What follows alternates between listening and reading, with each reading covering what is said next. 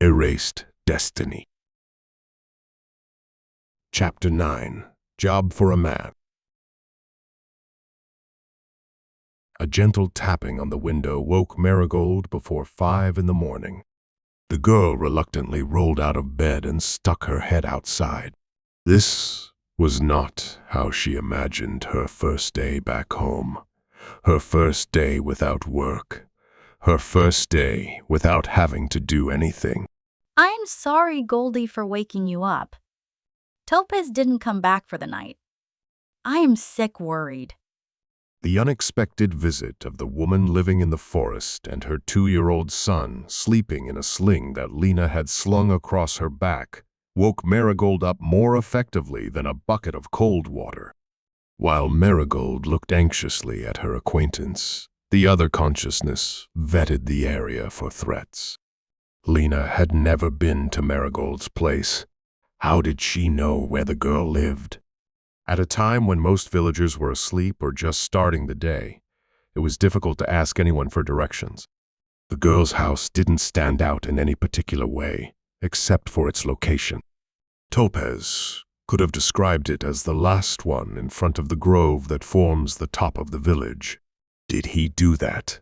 Did Lena wander between farms at night and look into people's windows? I'll get dressed right away. Where did he go? What was he supposed to be hunting? Did he say anything? He got an order for bats. Here nearby. In the evening, I went looking for him. I'm so worried. I didn't sleep at all. Surely nothing bad happened. Tolpes knows these forests very well and is an excellent hunter. Maybe he went to settle an order and got stuck in Cyntra? Lately at night the guards are reluctant to open the gates. Such an explanation of the situation seemed to Merigold not only sensible, but also highly probable. After the incident with extra patrols appeared on the streets of Cyntra, bumbling all visitors and suspicious-looking individuals. The girl left home through the window. With no breakfast, no water, and no shoes, she followed, in her opinion. He could not go to Cyntra, since the bats still inhabit the cave. After 7 o'clock they reached the cave, which was teeming with flying rodents. Merigold felt like frying them with dragon's breath, which unfortunately she did not have, and eating them, even along with the fur. She died, her eyes gold, and looked around.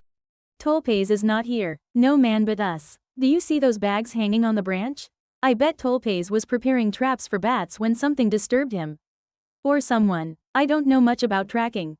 But you will find him, won't you? I'm begging you. I promise to find him. I can also heal, in case he got wounded. Although I don't see any signs of struggle. No blood, no broken branches, no scattered feathers. Go home please. I need to concentrate to locate him with mind magic. Merigold sat down under a tree and watched Lena going away. When the woman disappeared from her sight, Merigold whispered, "Phantom body." As a ghost, she looked around the cave, but did not come across any sign of the hunter there. She scoured the surrounding bushes and groves. Disappointed by the lack of effect of her magical search, she returned to her body. She tried to track the hunter with mind magic, but maybe he stayed too far away. Maybe she didn't know him well enough to pick up the unique melody of his thoughts. Maybe Tolpes lost consciousness. The last reason seemed the most likely to Merigold. She got up from the grass, shook the sticks from her dress, and turned into death. It seemed to her that Tolpes was lying right next to her, so close that she could accurately see the red outline of his body. She flew toward him, slowly, majestically, as if glued to a large spiderweb. The speed at which death moved always irritated Etienne.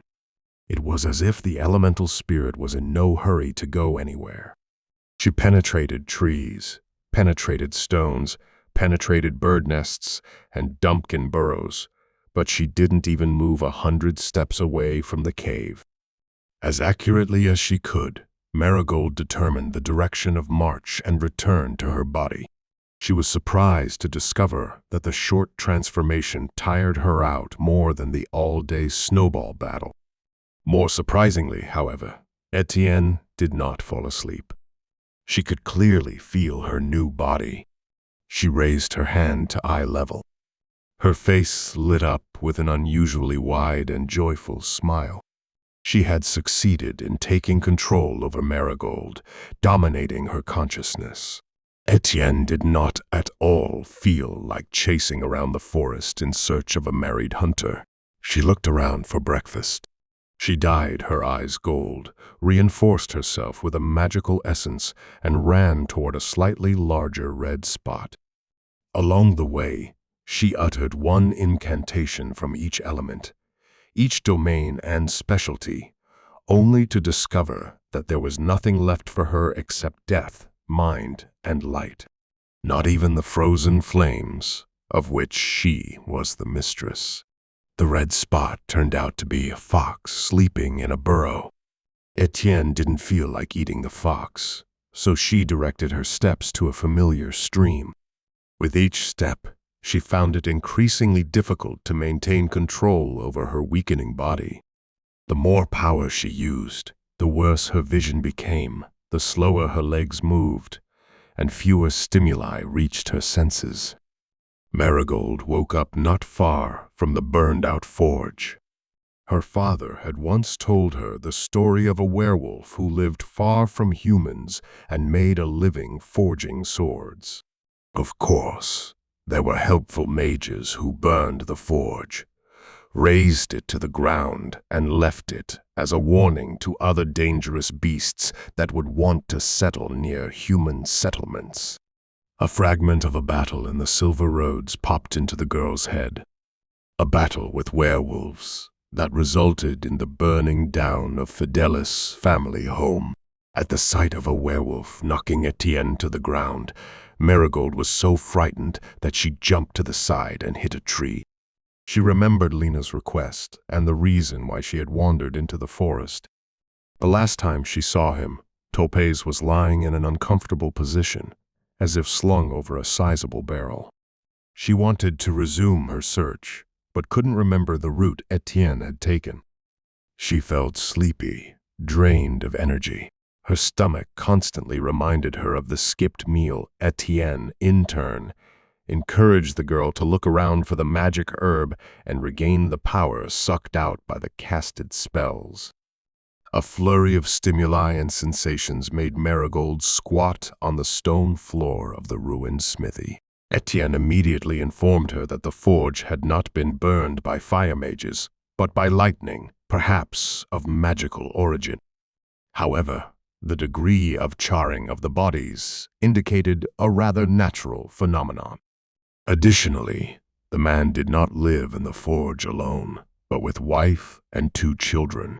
And the reason why Lena found her so fast was that she herself was a werewolf or a half-wolf. Merigold listened to Etienne with bated breath. She was fascinated by the woman's vast knowledge, her sense of observation and drawing conclusions. Finally, everything Etienne experienced seemed to Merigold a mysterious, fantastic dream. Something that would never happen to her. Suddenly, all the voices and sounds echoing in the girl's head went silent. She could sense the desires of the foreign consciousness, reactions to the thoughts and decisions Merigold made. And so, the return home, the submission to parental supervision, the curtailment of her own freedom and independence Etienne accepted with reluctance. The search for Tolpes with indifference, or perhaps a complete lack of interest. On the other hand, wandering through the forest gave her pleasure. Merigold had the impression that someone was watching her, but she didn't see anyone bigger than a mole. She didn't know if she had misplaced her path or if she would be able to complete her task before dusk fell. Although she no longer feared spending the night in the woods, she was thinking more and more about a dinner. And Etienne was missing something, someone, a scout who would take on the burden of finding the missing man and providing provisions for the rest of the team. The forest meadow reminded Etienne of the cemetery in the old forest, the burial place of those close to her. The memories that surfaced in Merigold's head were filled with loneliness and struggle. The only way to survive. The sense of being deprived of a home and anyone friendly around her influenced the girl, causing her to seek a camouflage among the ferns. There, she watched as the emotionless words and cynicism became a shield against further injuries, and the fear of proximity became an integral part of the existence of the ninth lady of the Crystal Palace.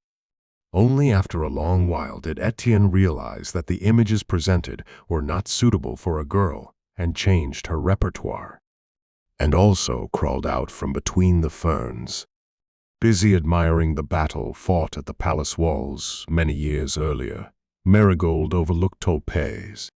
For a moment, the hunter thought he had mistaken Merigold for someone else. He called out after her, but the girl didn't hear him. She walked ahead, as if in a trance. She did not collide with the trees. She seemed to float above the ground, and her golden eyes did not reflect her thoughts. Goldie, Goldie. Hey, Merigold. Tolpes grabbed Merigold by the arm.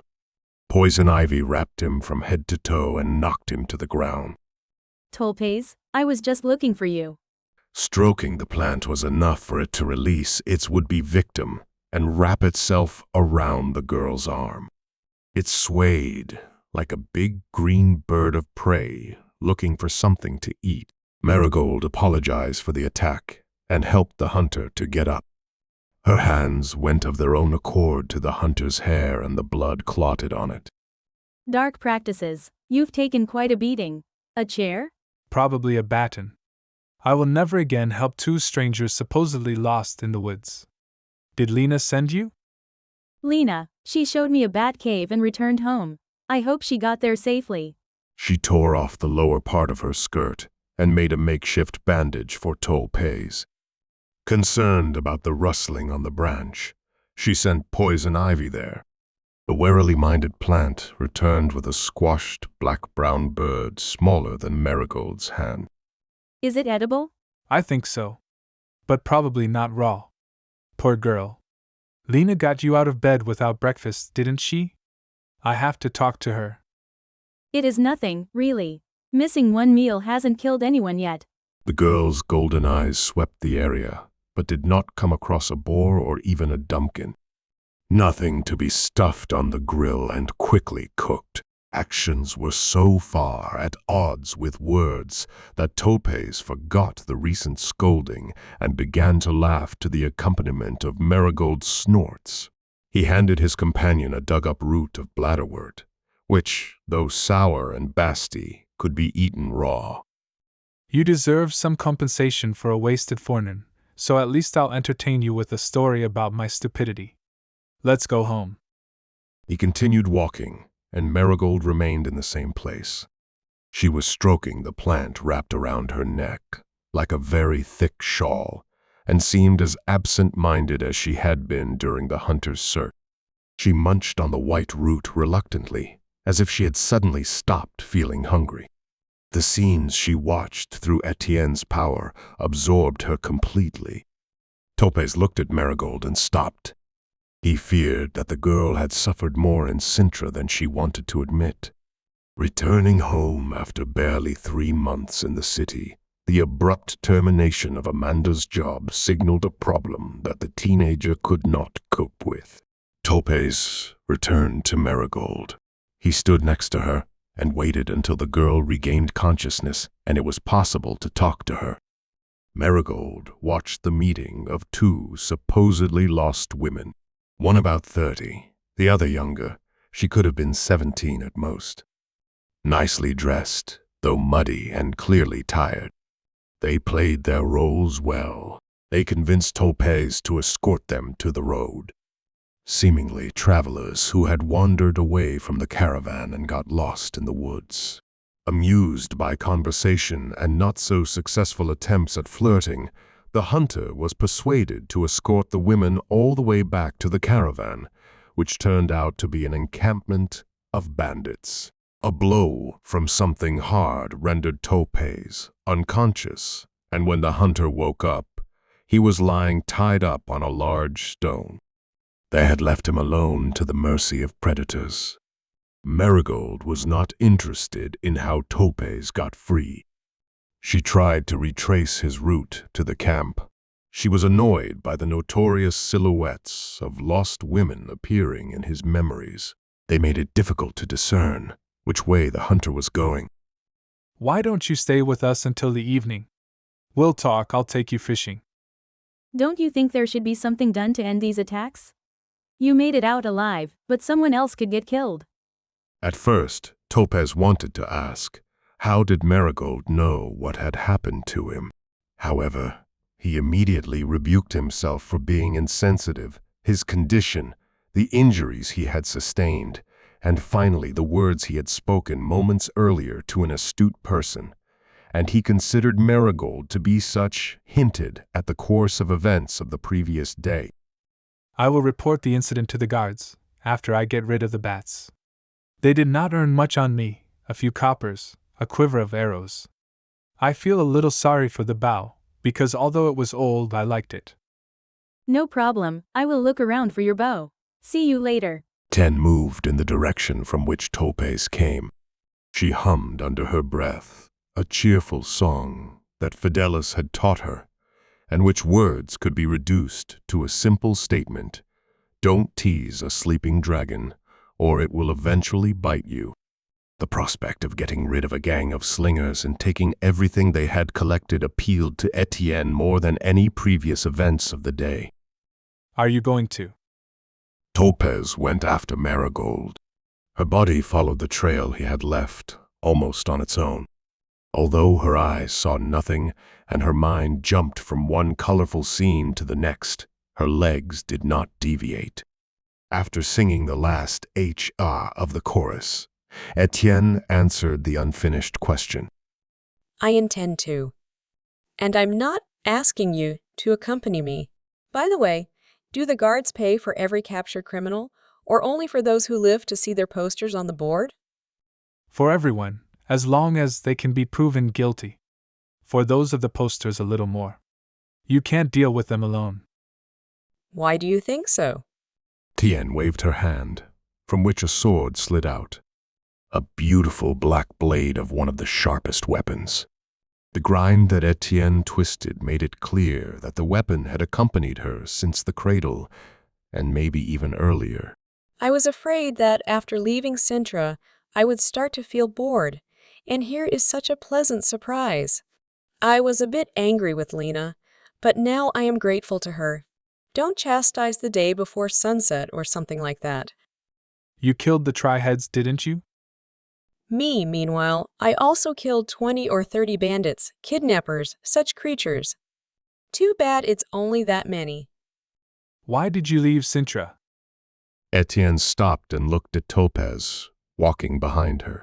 The man kept a distance of a few steps, in his opinion enough to give the girl a minimum of comfort and independence, adequate to knock her to the ground if necessary, or to shield her from a hoodlum attack.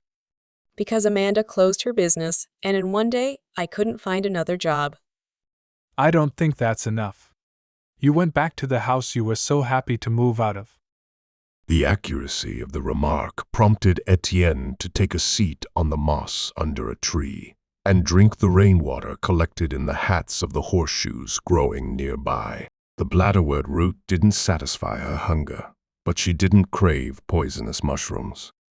So she looked around for something else and ripe a bush of plump berries. I got into a conflict with the mayor. His brother tried to kidnap Ume, the mayor's daughter, whom I protected. I killed the would-be kidnappers and rescued Ume, but perhaps a bit too openly accused the mayor of links to criminals. The mayor covered for his brother because he was helping him stay in power. Washing Cintra's dirts has never worked out for anyone yet. The higher you go, the fewer normal, honest people you find. What are you going to do? He had to wait a while for an answer, as Etienne shoved one berry after another into her mouth. Only after she had plucked the bush of anything that wasn't green did she say her plans for the near future. I'll wait at home until the situation normalizes. That is, Jared will escape from the dungeon, attack me to get revenge or out of fear, and I kill him. Later on, I'll head out into the world. I'm tempted to ride ahead, all the way to the horizon, to reach where no one has gone before me. Stupid, huh? I shouldn't judge people by appearances. Like those women yesterday.